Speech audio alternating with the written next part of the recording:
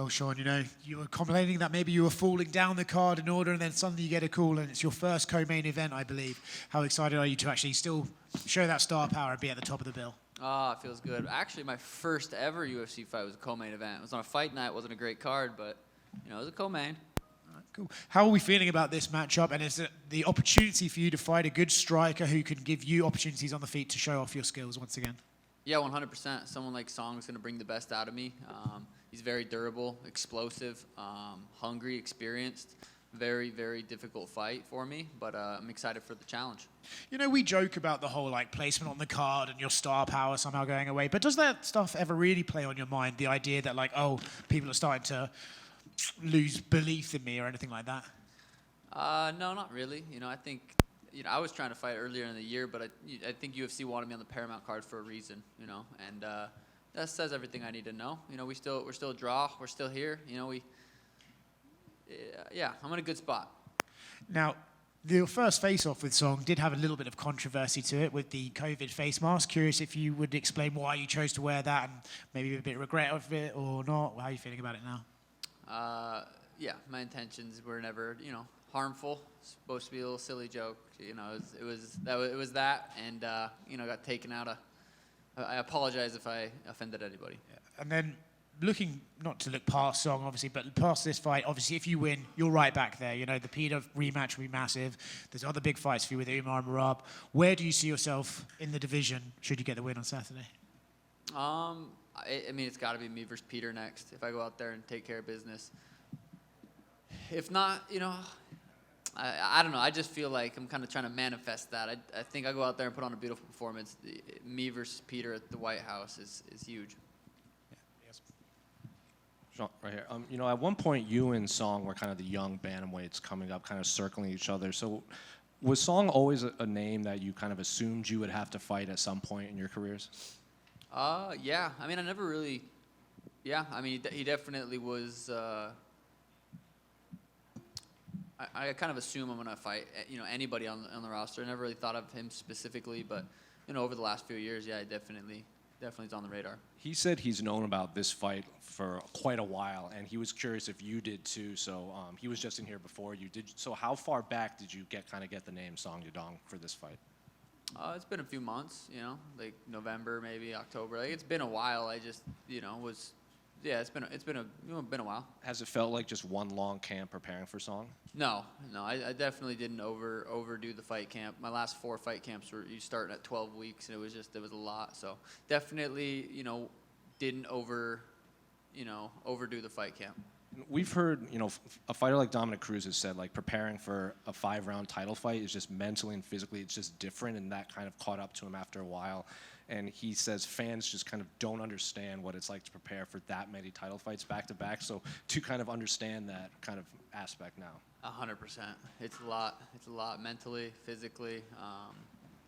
It is a lot. But that's what that's our goal is to be in title fights. So, I'm not complaining, but it definitely is a lot that people probably don't even understand until you've actually done it. And do you feel like your name is kind of maybe bigger than the UFC title in the minds of fans that maybe they don't watch every fight but they tune in because they kind of recognize your name? Because a guy like Conor doesn't necessarily have to be fighting for the title for fans to tune in. Yes and no. I run into a lot of people who are like, hey bro, huge fan. I don't really watch fighting, but we love you. So I get that every time I go anywhere. Not a huge UFC guy, but we love you. So I'd say a little bit. I saw a video of you saying that your goal was to still become the biggest star in this promotion. So I guess what is the path to that, assuming you beat Song Yadong after Saturday? Yeah, beat Song Yadong, beat Petr Yan. Those two, that'll get me there.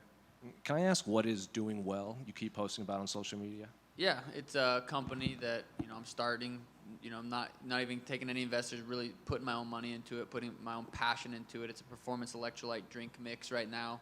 It's going to branch off into more supplements, but it's going to be third-party tested, made with organic ingredients, the quality, top quality, premium product that I've been doing it, started it a year ago and really trying to figure out and learn the business of growing a business. And it's been fun. We actually got the packets, the samples, the official product for the first time, I got to see it in the mail today, and it's beautiful.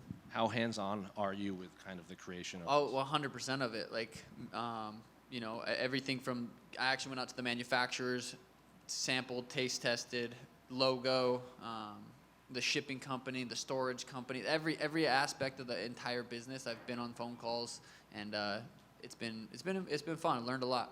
When do you think the public can get this?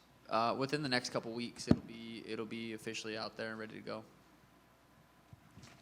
Sean, right in front of you. We're coming up on, in March, it'll be 2 years since the last time you got a win. And obviously, you know, it looks different because it's been the title fights with Merab and stuff. But, like, you know, all this stuff, getting a fight with Petr, all those things aside, like, how much are you just craving having that feeling again on Saturday night?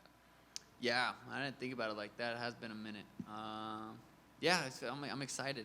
It's gonna feel good. 2025 was the first year I hadn't had a win that I fought in 15 years. So, you know, it was definitely, life was still good. I've been saying it's probably one of the best years I've ever had, just as a person outside of fighting, just in general. But it would be nice to be able to add a win to the life experience again. Yeah, and adding things to the resume, what would you be more happy with after this fight? If you got a bonus, became the first bantamweight with 10 bonuses, or get a knockout and tie TJ Dillashaw for most KOs in bantamweight history? I mean, that sounds like it's a 2-for-1. I get a knockout, I'm getting a bonus, so let's get them both. Yeah. Any idea what kind of bonus you're fighting for on Saturday?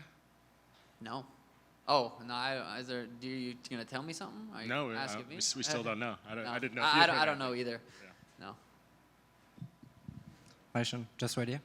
You were talking about clinic performance on Saturday. Do you have some precise prediction on how the fight will go? Like a perfect shot, a round, something like Mystic or O'Malley?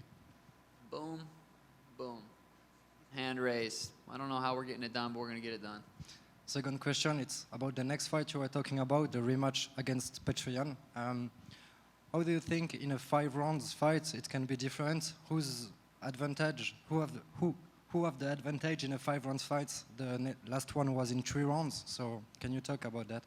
Yeah, I mean, the thing about fighting is we get to see, we get to find out. Well, hopefully. I got to go take care of Song. I don't want to talk like, you know, Song's nothing. Song's a very difficult challenge. But 5 rounds, me versus Petr, it makes it interesting. Thanks. Sean, what do you see in Song Yadong that people are underestimate, and where do you believe he is most dangerous to you? I mean, he's got power in his hands. He's a powerful, fast. You know, some guys are powerful, but they're not that, you know, not that quick. Some guys are really quick. They don't hit that hard. Song's got both. Song is powerful and fast. And how important is a statement finish here in terms of jumping back ahead of guys like Umar and Figueiredo in that title conversation? Yeah, I mean, I think, you know, if I go out there and get the job done, it's going to be fun. It's going to be a fun fight. So just going out there and getting the win, I believe, will be enough. There's Sean over here. Just one. You made some headlines for comments that, you know, 2026 could be the last year of your career. I mean, you're a young guy. There's a lot of guys who haven't fought yet. I mean, can you clarify just how realistic or just how long you see yourself still staying in the sport, especially if you get these wins? Yeah, I mean, I'm just going with the flow. You know, I'm going with, there's not a date, there's not an amount of fights. It's a feeling. Once I feel like I'm done, I'm done. Do you think about, you know, like, let's say you were to retire at the end of this year. What do you think you'd be, you know, you're a young guy. What do you think you'd be doing? What do you think you'd like to really pursue just in your life? Business, doing well. I'm gonna, you know, want to make doing well massive, and you know, I don't see myself being done fighting at the end of this year. Like, as long as I'm healthy, as long as my body can fight, it's gonna be. I'm gonna fight. Thank you. Sean, over here. You've mentioned you like fighting 3 rounds. It's been a while. How excited are you to potentially become the 3-round bantamweight champion on Saturday night? Yeah, it'll feel good to be the first 3-round bantamweight champion. Something I've always dreamed of, and I'm excited to go out there and get the belt. Hey, Sean. It's going to be a very materialistic question, but we have Dana White that now has a yacht and he spent 10 days on it and he still didn't see the end of it. It was so big. We have got Arman Sarukian who's got so much money he doesn't know what to do with it. At the end of your career, what do you want to achieve? If you have some stuff that you want to achieve financially, or is there other stuff that you want to buy that you still cannot? What does it look like? You know, I think just adding to my compound. I got a good amount of acres out in Arizona. I'd like to, you know, buy up some more land and build some more houses and just have my brother and sister and mom and dad and just kind of have the whole family live on the compound. And, you know, that's where I would spend, you know, the money that I'm going to make is doing stuff like that.